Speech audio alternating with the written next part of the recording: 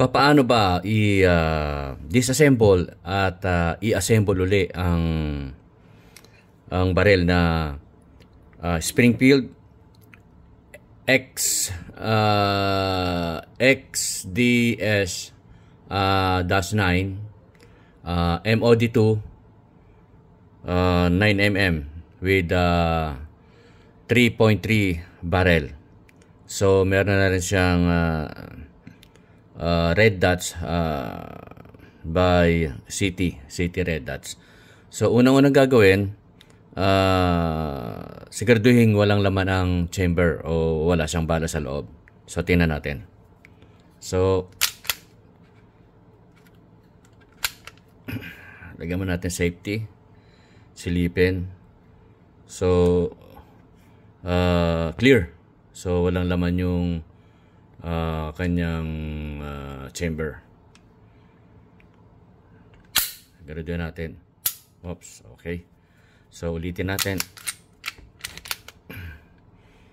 Ayan. Ilagay sa safety mode. Then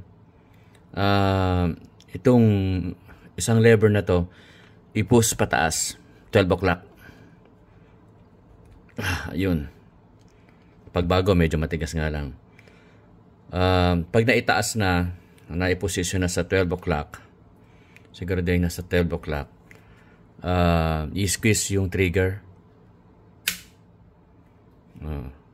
Then tanggalin sa pagkaka-safety lock.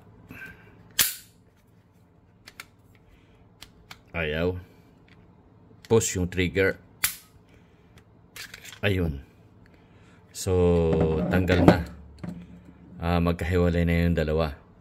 So pwede na natin siyang linisin or ano ba yung gagawin natin. Lagyan ng gun oil, lilinisin. Then pag i-assemble, napakasimple lang din. Itapat lang yung slide doon sa kanyang upper part ng baril. Then i-push papunta ron uli. Okay? Then push doon. Then safety lock mode. Then ibalik sa dati yung posisyon ng yung unang lever dito. Okay? So i-unsafe natin. Okay? Then kalabitin kung para matanggal sa pagkakakasa yung ating baril. So